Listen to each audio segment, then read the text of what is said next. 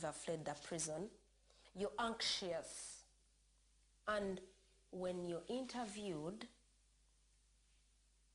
you do not give things, you're actually not even given a chance to give things in details. What is your name? What is your date of birth? When did you come? Can you briefly explain to me what happened to you? But then when you're refused, they don't mention that they asked you to mention things briefly. I got my refusal at Christmas. It was 26th of December 2003. And it went on. I went to appeal and I was grilled. I was grilled to explain if this man was raping you, how was he holding you? You know? Can you explain to me how the rapes took place?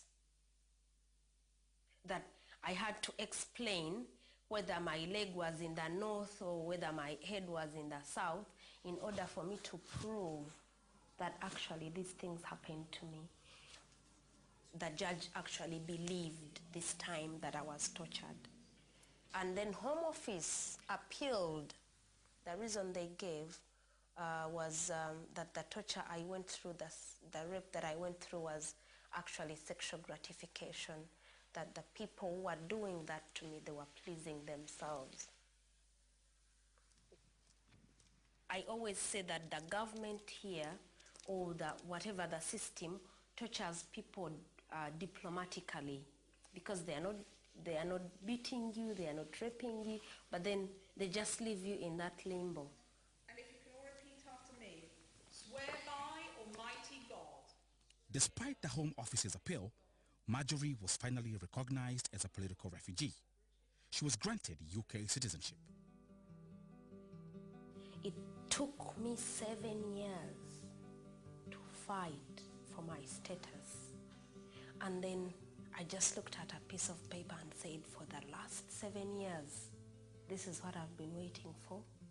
For the last 7 years, I've not seen my child, my daughter. I have another daughter. So the feelings are actually mixed. You know, you have mixed feelings. Now that Marjorie has a British passport, she can finally bring over her eldest daughter, Sweetney, to the UK. I know, she's 12. I just cannot describe the feeling of me. I am going to see Sweetney, you know, I can't wait. I don't know, I don't have words basically. Oh my God, she's here, you guys. Hey. Oh my God, oh my God, oh my God, oh my God, oh my God, oh my God. Oh no.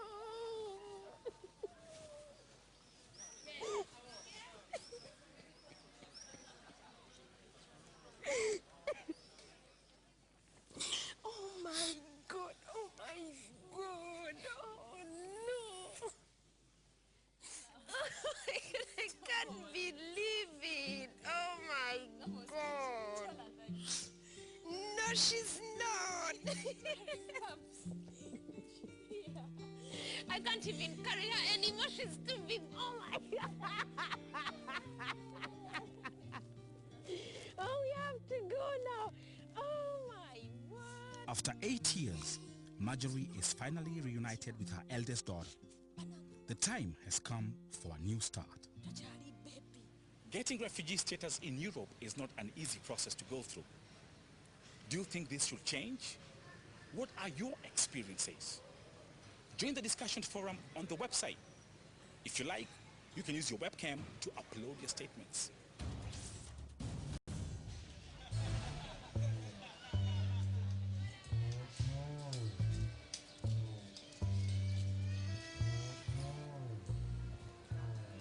Let's have a look at Peter's life.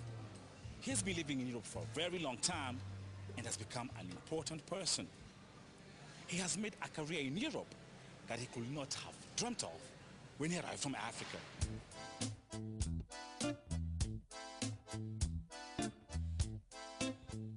Since October 2010, the coastal town of Piran in Slovenia has has claimed international fame because it was the first African mayor in the whole of Eastern Europe.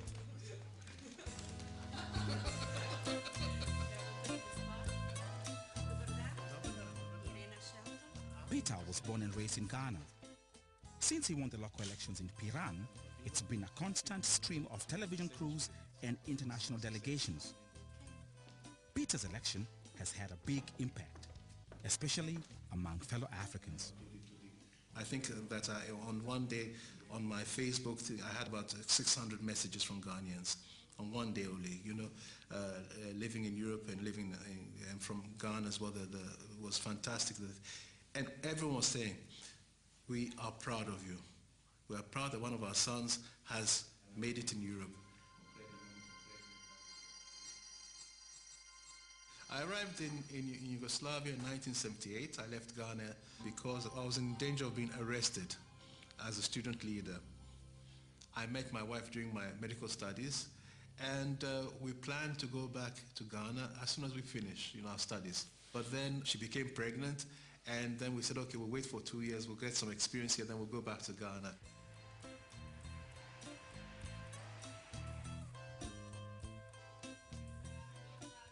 So I started working here in Piran, and I found out that people liked me.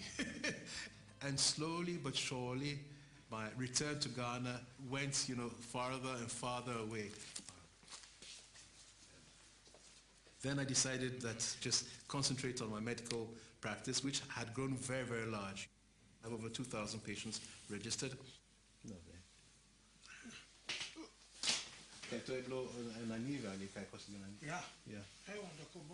But then in 1994, some friends of mine who knew that I was very much interested in politics, I had done politics in Ghana, they came to me and said, Peter, why don't you go into local politics here? You're so well known, people like you, you could make a political career here.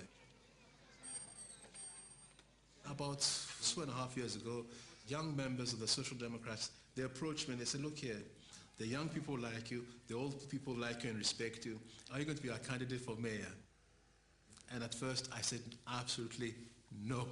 No way that I'm going to be a candidate for mayor. But then they told me, look here, we don't even have to mention your name. Every time we ask people, who would you like to see to be your mayor? Every time your name appears. But we had to find out, is the public here prepared for an African mayor, And we did a lot of interviews, and every time they said to us, his background or his origin is of no interest to us. Somehow, over the years I've been working here, I had crossed the color barrier. The rest is history. In October, I was elected as the mayor of Piran.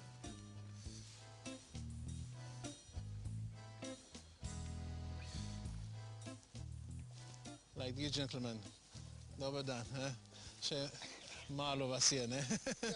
Zdravo. Vreme ni. Aha, tako da danes ni bilo nič. Nekaj je bilo. A je bilo? Ni še, kakšen mesec. Very nice. Malo več. Ok, hvala. Lep nam vam želim, ne?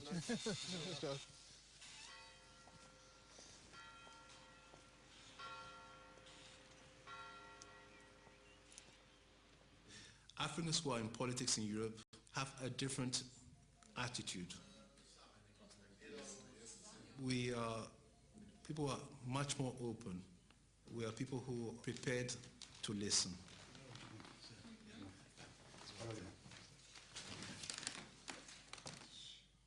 European politicians can learn from the African experience.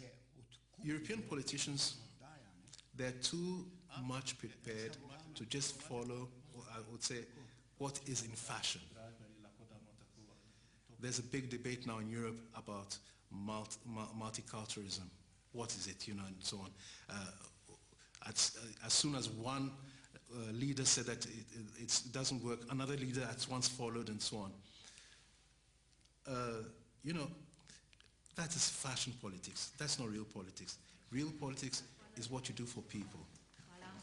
In ko ste dal en mesec tega odloka, Predvsem pa bi rada vam povedala... Prišla sem zaradi salona, ker rada bi odkupila frizerski salon v ulici Svobode. Nekaj dni bo rešeno. To ni že, ko je bilo na okolju.